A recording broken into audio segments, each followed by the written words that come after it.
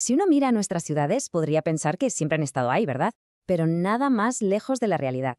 Detrás de cada calle, de cada plaza, hay una historia increíble de transformación. Hoy vamos a hacer un viaje para entender precisamente eso, cómo se ha formado la España urbana que conocemos. Pero a ver, antes de meternos en faena, empecemos por lo más básico. ¿Qué es exactamente una ciudad?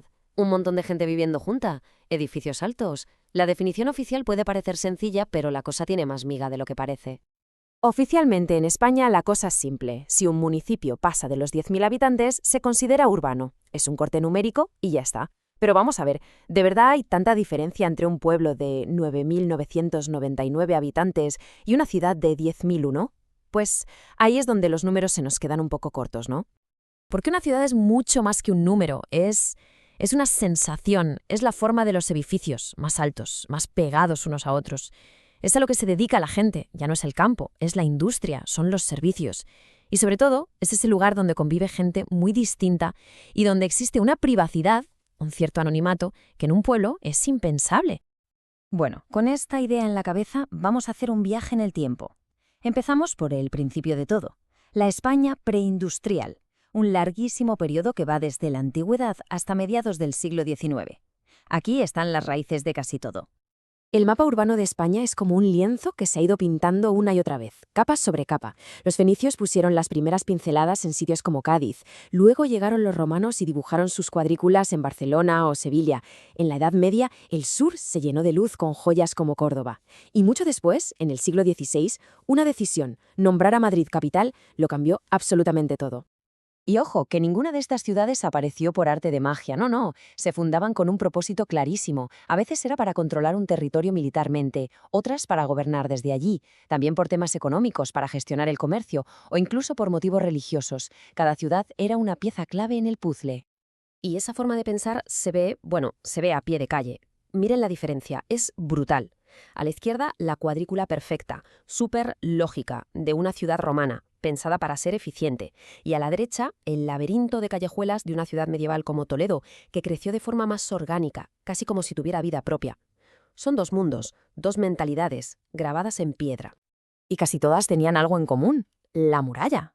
Pero cuidado, no era solo para defenderse de los ataques, que va. La muralla era una frontera multifunción.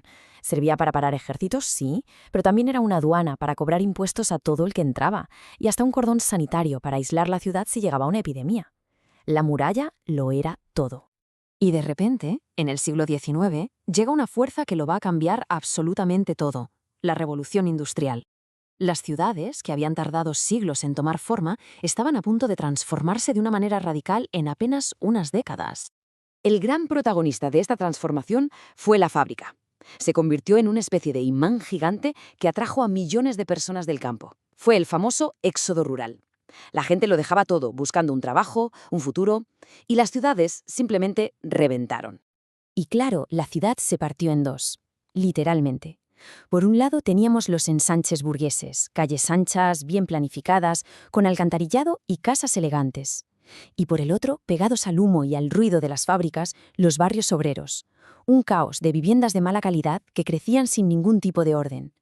Eran dos mundos que vivían de espaldas. Y el ejemplo perfecto de esto, el icono de esa nueva era, es el ensanche de Barcelona de Cerdá. No es solo un plano con calles rectas, es la materialización de un sueño, el sueño de la burguesía de una ciudad ordenada, limpia y moderna, un ideal de progreso hecho de ladrillos y avenidas. Y si miramos los datos, la historia es clarísima. Miren el gráfico, el crecimiento es constante, pero fíjense en el salto que pega entre 1960 y 1975, durante el llamado desarrollismo. En solo 15 años, el aumento es de casi un 30%.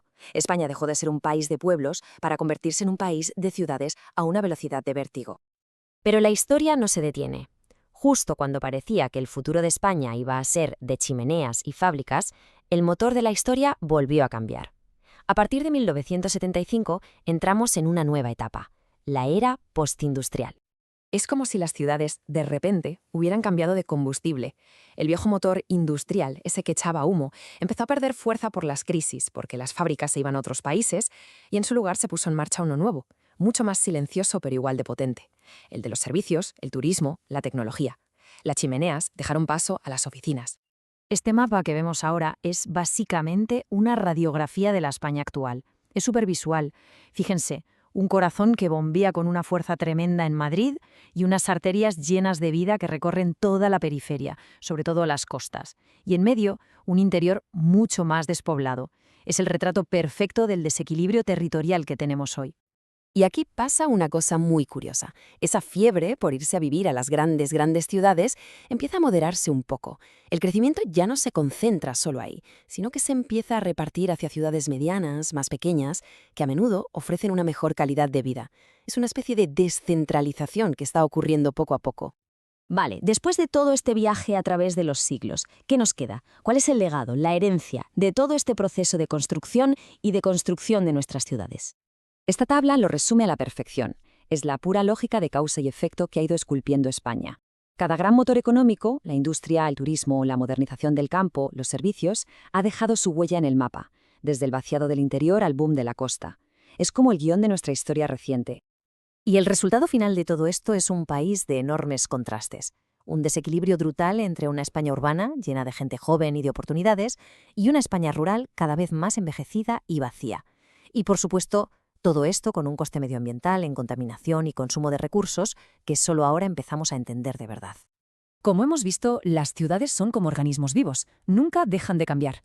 La historia de la España urbana no es un capítulo cerrado, se está escribiendo ahora mismo, mientras hablamos. Y la gran pregunta que nos queda en el aire es, si hemos llegado hasta aquí, ¿cuál es el siguiente paso? ¿Hacia dónde se dirigen ahora nuestras ciudades?